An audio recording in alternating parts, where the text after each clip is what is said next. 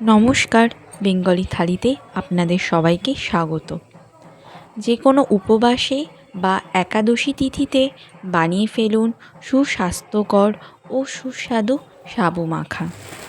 আমি এখানে মোটা দানার সাবু নিয়ে নিয়েছি।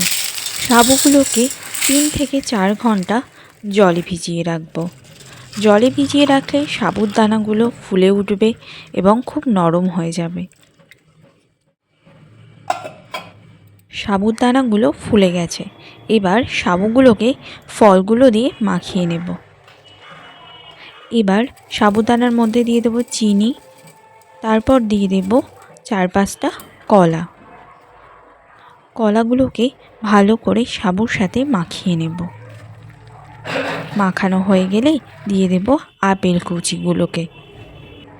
এবার দিয়ে দেব গরম করে রাখা দুধ। আরেকটু ভালো করে মাখিয়ে নেব। ব্যাস, সাবু মাখা রেডি। এবার নানা রকমের ফল দিয়ে সাবুটাকে সাজিয়ে নেব। এর সাথে নারকেল কোড়া, ক্ষীর, আমও অ্যাড করা যায়।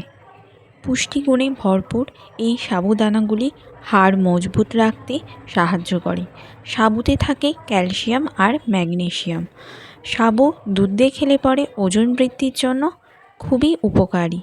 মুখে স্বাদও ফিরিয়ে আনে এই সাবুদানা।